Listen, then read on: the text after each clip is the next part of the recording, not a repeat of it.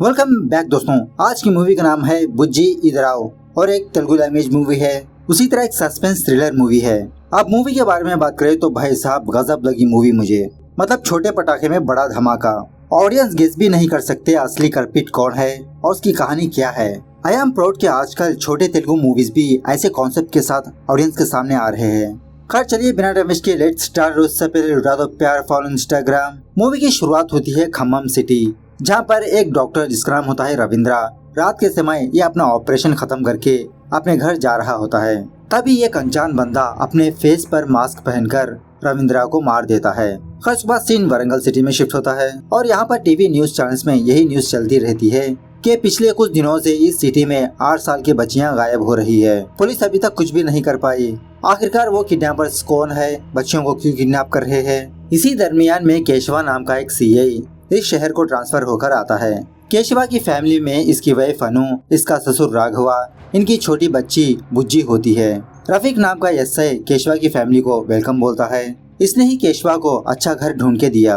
और उसी तरह अनु रफीक से कहने लगती है कि रफीक हमारी बेटी 3rd स्टैंडर्ड पढ़ रही है, क्या तुम हम लोगों को यहाँ पर एक अच्छी सी स्कूल सजेस्ट करोगे। सो उसी तरह दूसरे दिन केशवा और अनु अपनी बच्ची बुज्जी को लेकर एक स्कूल जाते हैं इसका एडमिशन करवाने के लिए। वहाँ की हेडमिस बुज्जी को देखकर उसका एडमिशन करवा लेती है अपने स्कूल में। उसके बाद जब केशवा अपने पुलिस स्टेशन जाता है, रफीक केशवा से कहने लगता है सर अभी भी एक बच्ची के पेरेंट्स आकर अपनी बेटी की मिसिंग रिपोर्ट लिखवाई। वो पेरेंट्स कहने लगते हैं कि सर मेरी बच्ची डांस क्लास को गई, उसके बाद वापस नहीं आई। पहले तो केशवा और रफीक उस डांस क्लास को जाते हैं। पूछने पर पता लगता है कि वो बच्ची इस डांस क्लास को आई थी, दोबारा यहाँ से चली गई। उस मोहल्ले के पास आने पर केशवा को किसी घर के बाहर एक सीसीटीवी नजर आता है और इस सीसीटीवी फुटेज चेक करने पर यह बात पता चलती है कि उस बच्ची ने आइसक्रीम खरीदकर वापस अपने घर आ रही थी, लेकिन ये बच्ची रास्ते में ही कुछ डगमगा रही थी। केशवा फौरन उस आइसक्रीम स्टिक को हासिल करके इसे टेस्टिंग के लिए लैब पर भेजता है। दूसरे दिन लैब टेक्नीशियन उस स्टिक को टेस्ट करके केशवा को कॉल कर ये बताने लगता है कि सर उस आइसक्रीम में केटामिन नाम का एक ड्रग मिला हुआ है। अगर कोई भी इस ड्रग का सेवन करे तो तकरीबन 6 घंटे से लेते हुए 2 दिन तक बेहोशी की हालत में रहता है। शायद इसी से उस बच्ची को किडनैप किया गया। तभी केशवा टू टाउन के आसपास जो लोग आइसक्रीम बेचते हैं उन सारे लोगों को पुलिस स्टेशन बुलाता है।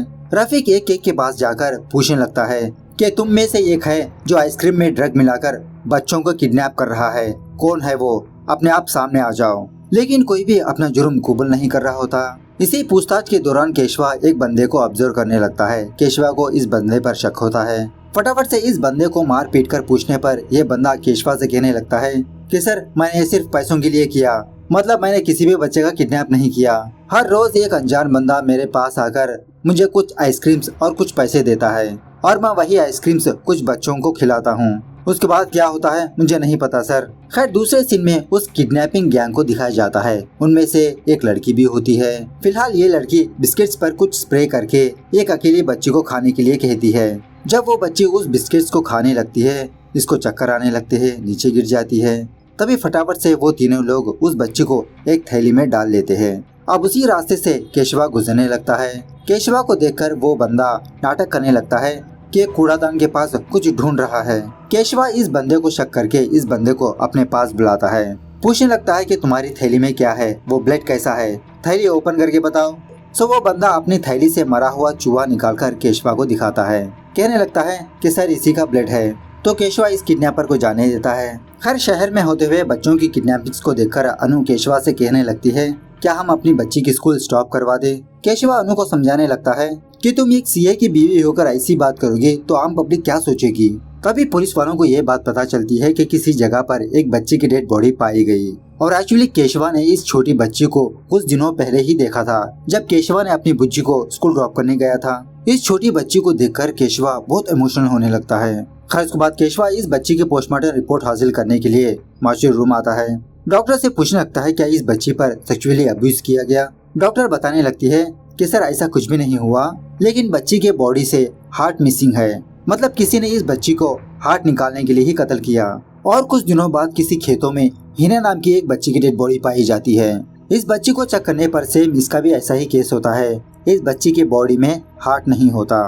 केशवा और रफीक वहां पर जाकर वहां के लोगों से कुछ पूछताछ करने लगते हैं और इसी तरह आसपास के एरिया की इंस्पेक्शन करने पर यह बात पता चलती है कि कल रात किसी ने इस जगह पर बर्थडे पार्टी की थी। मतलब वहाँ पर कुछ केक वगैरह होते हैं। सो केशवा रफीक से कहने लगता है कि तुम फटाफट से ये पता करो कि कल रात यहाँ पर किसने बर्थडे पार्टी मनाई। और इसी तरह इन दोनों बच्चियों की बॉडी से हार्ट मिसिंग है, जिसका मतलब किडनैपर्स बच्चियों को हार्ट के लिए ही मार रहे हैं। बॉडी से हार्ट निकालने के बाद 6 घंटे के अंदर हार्ट ट्रांसप्लांटेशन करना होगा।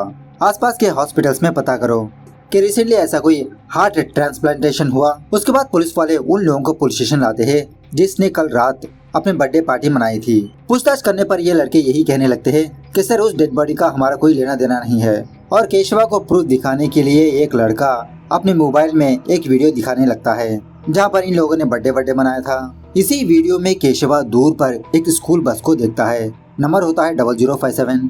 केशवा फौरन उस स्कूल जाता है। वहाँ पर सच में 0057 की एक स्कूल वैन होती है और एक्चुअली इसी स्कूल में बुज्जी पढ़ती रहती है। जब केशवा इस वैन ड्राइवर के पास जा रहा होता है इससे पूछताछ करने के लिए, केशवा को देखकर वो ड्राइवर भागने लगता है। लेकिन फाइनली वो ड्राइवर केशवा के हाथ लग जाता है, कहने लगता है कि सर मुझे माफ करो, मैं दोबारा नहीं करूँगा। मतलब कल इस ड्राइवर ने एक बच्ची के गले में से चैन निकाली थी, वही सोचकर ये ड्राइवर केशवा से भाग रहा था। उसके बाद जब केशवा उस स्कूल का सीसीटीवी फुटेज चेक करता है तो ये बात पता चलती है कि रात भर वो बस वही स्कूल में मौजूद थी। तब जाके केशवा को ये बात पता चलती है कि असली बस इस स्कूल में है, जिसका मतलब नकली बस बाहर घूम रही है। उसी वैन से किडनैपर बच्चियों को किडनैप कर रहा है। दूसरे दिन केशवा का सुपीरियर केशवा को कॉल करके डांटने लगता है कि शहर में इतने बच्चियों का किडनैप हो चुका है, 2 बच्चियों का मर्डर हो चुका है, तुम क्या उखाड़ रहे हो। केशवा अपनी सुपीरियर से और थोड़ी मोहलत मांगने लगता है। वहीं दूसरी तरफ वो किडनैपिंग वाली बैच लगातार बच्चियों को किडनैप करते रहते हैं। कभी खुलेआम बच्चियों को उठा लेते हैं, कभी बेहोश करके, कभी इंजेक्शन डाल के। इस तरफ इन्वेस्टिगेशन के दौरान केशवा उस जगह की सीसीटीवी फुटेज चेक करने लगता है जिस जगह पर ज्यादा बच्चे होते हैं। सो इसी सीसीटीवी फुटेज के दौरान केशवा को एक थैले के अंदर बच्ची का हाथ नजर आता है और केशवा ने इस किडनैपर को पहले भी देखा था। केशवा रफीक को बुलाकर यही बात कहने लगता है कि बच्चों को किडनैप करने में इसी का हाथ है, फौरन सारे पुलिस स्टेशन को इसकी फोटो भेज दो। तभी एक टीनेज लड़की के माँ बाप अपनी बच्ची को लेकर पुलिस स्टेशन आते हैं, कहने लगते हैं कि सर हमारी बच्ची को हर रोज एक बंदा तंग करते रहता है, प्लीज सर आप आकर सबक सिखाइए। सो केशवा बिजी होने की वजह से रफीक को उनके पास भेज देता है वो मामला सुलझाने के लिए। रफीक इस लड़की से कहने लगता है कि बेटा तुम वहाँ पर जाके खड़ी हो जाओ, मैं यहीं से नजर रखते रहूंगा। तो थोड़ी देर बाद वो बंदा इस लड़की के पास आता है, इससे छेड़खानी करने लगता है। ये बंदा और कोई नहीं वही किडनैपर होता है। रफीक फौरन केशवा को कॉल करके यही बात बताने लगता है कि सर इस लड़की को सताने वाला और किडनैपिंग करने वाला एक ही बंदा है, आप फौरन आइए। तभी ये किडनैपर पहचान लेता है कि पुलिस इस पर नजरें रखी है। फौरन इस लड़की को कब्जे में लेकर पुलिस वालों को डराने धमकाने लगता है। देखते ही देखते इस लड़की के गले पर स्टैब करके वहाँ से भाग जाता है। एंड टाइम पर केशवा वहाँ पर आकर इस किडनैपर को उसकी गैंग को पकड़कर पुलिस स्टेशन ले जाते हैं। और इसी तरह इन लोगों ने उन छोटे बच्चियों को कहीं पर छुपा के रखा था, सारे बच्चियों को उनके घर भेजने लगते हैं। अगर एक दिन भी लेट होता तो ये सारी बच्चियां मुंबई शिफ्ट हो जाते। उसके बाद सारे पेरेंट्स पुलिस स्टेशन आकर अपने अपने बच्चों को अपने घर ले जाते हैं, लेकिन एक माँ बाप को अपनी बच्ची नहीं मिलती। ये जानने के बाद केशवा इस किडनैपर को मारने पीटने लगता है कि बताओ इनकी बच्ची को कहाँ पर रखा, क्या तुमने इस बच्ची को मार दिया। किडनैपर कहने लगता है कि सर मैंने किसी भी बच्ची को नहीं मारा, हम बस बच्चियों को किडनैप करके मुंबई भेज देते हैं। अगर मैं बच्चियों को मारूंगा तो मुझे क्या मिलेगा। तभी केशवा को ये इन्फॉर्मेशन मिलती है कि किसी जगह पर एक और बच्ची की डेड बॉडी पाई गई। फौरन केशवा और रफीक वहाँ पर जाते हैं। इस बच्ची का भी यही हाल होता है, इसके बॉडी के अंदर हार्ट नहीं होता और यह बच्ची वही है जो अभी थोड़ी देर पहले पुलिस स्टेशन में माँ बाप ने कहा था। खैर तब जाके केशवा को समझ में आता है कि किडनैपिंग करने वाली गैंग अलग है और बच्चियों को मारने वाली गैंग अलग है। अब तक जो 3 बच्चियां मरे वो किसी दूसरी गैंग का काम है। सो केशवा और रफीक उस एरिया की इंस्पेक्शन करने पर इन दोनों को एक फुटप्रिंट मिलता है।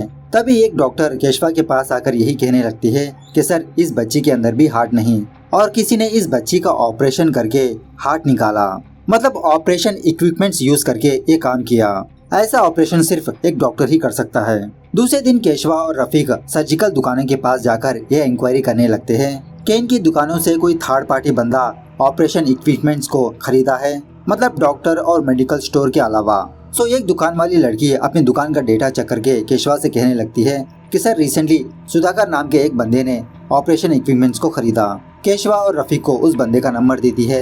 जब रफीक उस नंबर को कॉल करता है वो नंबर स्विच ऑफ में रहता है। उसके बाद केशवा उस नंबर को ट्रैकिंग पर रखता है और वेट करता रहता है कि कब वो सिम एक्टिवेट होगा। फाइनली ये क्या 2 दिनों बाद वो सिम एक्टिवेट होता है और यहाँ पर हमको ये बात पता चलती है कि उस सिम को यूज करने वाला केशवा का ससुर राघवा होता है। राघवा दोबारा उस सर्जिकल दुकान को कॉल करता है। राघवा की आवाज सुनने के बाद केशवा के तो होश ही उड़ जाते हैं। मतलब पहले राघवा उन बच्चियों के ब्लड ग्रुप को टेस्ट करके जिस बच्ची का वो पॉजिटिव ब्लड ग्रुप होता है ऐसी बच्चियों को ही किडनैप करता है। खर्च के बाद रफीक केशवा के पास आकर ये कहने लगता है कि सर मैंने क्राइम स्पॉट पर जो फुटप्रिंट पाया गया उसकी इंस्पेक्शन किया तो पता चला कि वो शू एक पुलिस वाले का शू है 8 नंबर, और इस एरिया में आप लोग ही एक इंसान हो जो ऐसे शूज का इस्तेमाल करते हो। ये सुनने के बाद केशवा फौरन अपने घर जाता है और अपने दूसरे शूज को चेक करने पर उन शूज में क्राइम सीन की मिट्टी होती है। मतलब ये शूज इसका ससुर यूज करता है। तभी राघवा कहीं पर जाने लगता है। केशवा भी राघवा को फॉलो करने लगता है। पहले तो राघवा उस सर्जिकल दुकान आकर ऑपरेशन करने वाले सामान को खरीद लेता है। वहाँ से राघवा अपने स्कूल वैन के पास जाता है जहाँ पर इसने उस वैन को छुपा के रखा। राघवा इस वैन को लेकर एक बच्ची के घर जाता है एक बच्ची को किडनैप करने के लिए। तभी एंड टाइम पर वहाँ पर केशवा पहुँच जाता है। केशवा को वहाँ पर देखकर राघवा उस वैन से भागने लगता है। केशवा इसके पीछे लग जाता है। तभी एक कार आकर केशवा को ठोक देती है। इस एक्सीडेंट की वजह से केशवा बेहोश हो जाता है। आसपास के लोग केशवा को हॉस्पिटल पहुंचाते हैं। उसके बाद उस बंदे को दिखाया जाता है जिसने केशवा को एक्सीडेंट किया।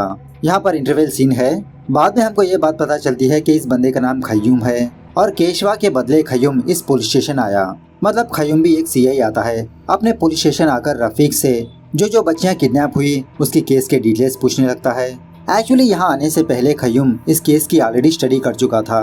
खयूम अपने स्टाफ से कहने लगता है कि केशवा यहाँ पर आने से पहले भी बच्चियों के किडनैपिंग्स होते थे, लेकिन केशवा आने के बाद बच्चियों के मर्डर्स होने लगे। सारे सबूत केशवा पर ही पॉइंटेड करते हैं और इसी तरह क्राइम स्पॉट पर केशवा का फुटप्रिंट भी मिला। मुझे लगता है केशवा ही असली कल्प्रिट है।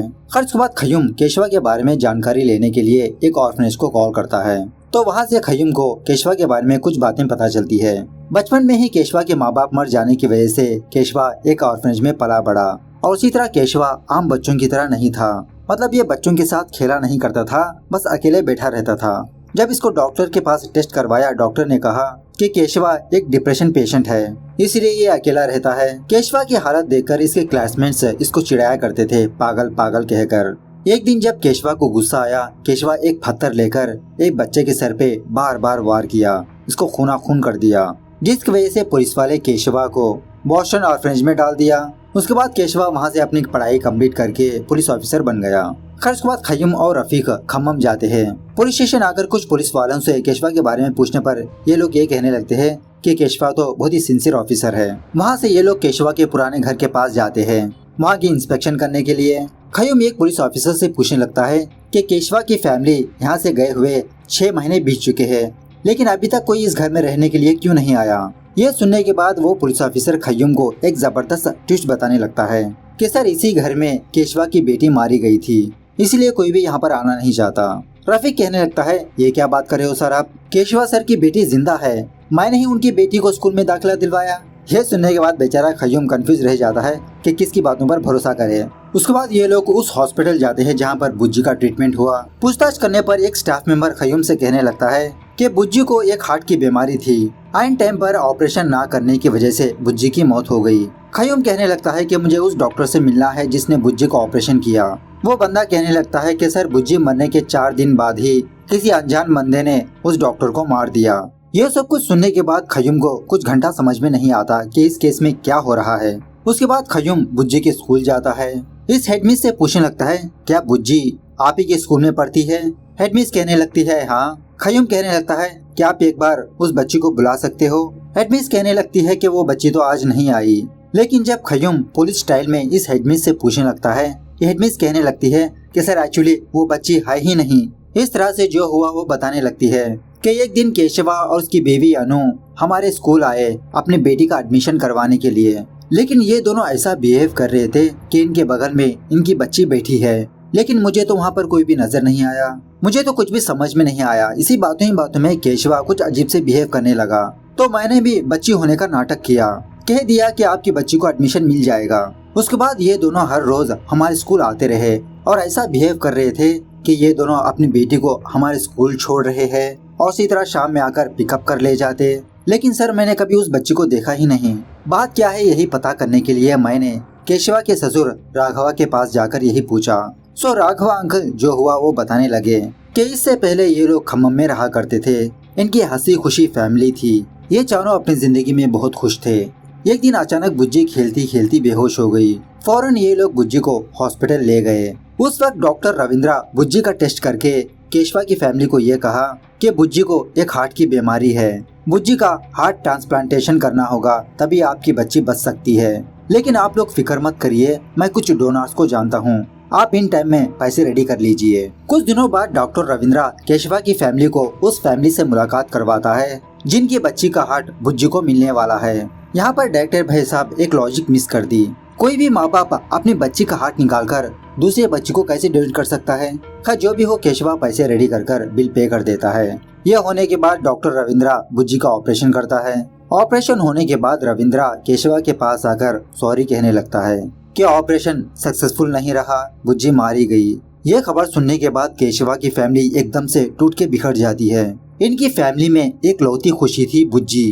खैर उसके बाद राघवा हेडमिस से कहने लगता है कि उस हादसे के बाद केशवा को पोस्ट ट्रॉमेटिक स्ट्रेस डिसऑर्डर हो गया। मतलब केशवा अपनी बच्ची को इमेजिनेशन करता है और ये लोग भी केशवा की खुशी के लिए यही नाटक करते आ रहे हैं। इसीलिए हेडमिस ने भी ऐसा नाटक किया। खैर उसके बाद सीन प्रेजेंट पर शिफ्ट होता है। हॉस्पिटल में केशवा ठीक ठाक हो जाता है, होश में आता है और जब अपने ससुर राघवा से यही पूछने वाला होता है कि आप छोटी बच्चियों को क्यों किडनैप कर रहे हो, तभी वहाँ पर खय्यूम आ जाता है। अब खय्यूम को केशवा पर शक होने पर केशवा को गिरफ्तार कर लेता है। लेकिन खय्यूम केशवा को पुलिस स्टेशन ले जाने के बजाय एक खेत के पास लाता है। केशवा से पूछने लगता है कि इस खेत को देखकर तुमको क्या याद आया। केशवा कहने लगता है कि कुछ दिनों पहले इस खेत में एक लड़की की लाश पाई गई। खय्यूम कहने लगता है कि वो बच्ची और कोई नहीं, मेरी बेटी है, मेरी फूल जैसी बेटी। हॉलिडेज होने की वजह से मैंने मेरी बच्ची को मेरी बहन के घर भेजा, लेकिन कुछ दिनों बाद मेरी बच्ची लाश बनकर आई। तभी से मैंने डिसाइड कर लिया कि इस केस को मैं ही इन्वेस्टिगेशन करूंगा। इसीलिए मैंने जानबूझ के तुम्हारा एक्सीडेंट किया ताकि मैं तुम्हारे बदले यहाँ पर आऊँ। ऐसा कहते हुए खय्यूम केशवा को मारने पीटने लगता है। पूछने लगता है कि बताओ मेरी बच्ची को क्यों मारा। केशवा कहने लगता है कि सर मैंने किसी भी बच्ची को नहीं मारा, आप मुझे गलत समझ रहे हो, मैं भी इस केस की इन्वेस्टिगेशन कर रहा हूँ। लेकिन खय्यूम के सर पर रिवेंज का भूत सवार था। खय्यूम से बचने के लिए केशवा वहाँ से भाग जाता है। खैर दूसरे दिन राघवा अपने फेस पर मास्क पहनकर एक और छोटी बच्ची को किडनैप कर लेता है और यहाँ पर हमको एक और शॉकिंग बात पता चलती है कि राघवा के साथ इसकी बेटी अनु भी होती है। अब केशवा को ऑलरेडी पता था कि ये किडनैपिंग्स इसका ससुर ही कर रहा है। सो राघवा पर नजर रखकर जब राघवा उस बच्ची को किडनैप कर लेता है, केशवा उस वैन को फॉलो करने लगता है। वो बच्ची विंडो के बाहर आकर चीखने चिल्लाती रहती है। केशवा बहुत ही मुश्किल से उस बच्ची को अपने पास ले लेता है, खींच लेता है। किसी जगह पर आकर केशवा अपनी वाइफ अनु को कॉल करता है, उसका हालचाल पूछने लगता है। अब अनु तो उसी वैन में होती है छुपी हुई। केशवा को झूठ कहने लगती है कि ये मंदिर के पास है। सो थोड़ी देर बाद केशवा मंदिर के पास आकर जिस बच्ची को इसने बचाई थी उस बच्ची को अनु को देकर दोबारा उस वैन को फॉलो करने लगता है। अनु उस बच्ची को पाकर बहुत खुश होने लगती है। इस तरफ केशवा किसी भी तरह करके अपने ससुर राघवा को पकड़ लेता है, अपने ससुर को ही मारने पीटने लगता है। सो राघवा रोते हुए केशवा को जो सच है वो बताने लगता है कि बुज्जी मरने के कुछ दिनों बाद अनु स्ट्रेस में आकर सीढ़ियों से नीचे गिर गई। इसके सर पर बहुत ही जबरदस्त चोट लगी जिसकी वजह से अनु को पोस्ट ट्रॉमेटिक स्ट्रेस डिसऑर्डर हुआ और अनु ये चीज भूल गई कि इसकी बेटी बुज्जी मारी गई। अनु अपनी बेटी को इमेजिनेशन करने लगती है। अनु का डॉक्टर केशवा और राघवा से कहने लगता है कि अनु के सर पे जबरदस्त चोट होने की वजह से अनु की ये हालत हुई। अगर आपने अनु को ये सच्चाई बता दी कि इसकी बेटी मर चुकी है तो अनु की जान को खतरा हो सकता है। इसलिए ये दोनों अनु को जिंदा रखने के लिए यही नाटक करने लगे कि इनकी बेटी बुज्जी जिंदा है। और इसी तरह अनु ये सोच रही होती है कि इसकी बेटी की तबीयत ठीक नहीं, इसकी बेटी का ऑपरेशन करवाना होगा, हार्ट डोनर्स अभी तक नहीं मिले। उसके बाद राघवा केशवा को एक और जबरदस्त ट्विस्ट बताने लगता है कि बुज्जी मरने के दूसरे दिन उस हॉस्पिटल का एक और डॉक्टर अनु और राघवा को अपने हॉस्पिटल बुलाकर ये कहा कि तुम्हारी बच्ची को दिल की कोई बीमारी नहीं थी, तुम्हारी बच्ची बुज्जी तंदुरुस्त थी, उस डॉक्टर रविंद्रा ने दूसरे लोगों से पैसे लेकर तुम्हारे बच्ची का हार्ट उनके बच्ची के बॉडी में ट्रांसप्लांट किया। ये जानने के बाद अनु को बहुत गुस्सा आता है और उस डॉक्टर के पास जाकर इसे मारने पीटने लगती है। लेकिन डॉक्टर रविंद्रा अनु को धक्का देने की वजह से अनु सीढ़ियों से गिरने लगती है। इसके सर पे जबरदस्त चोट आती है।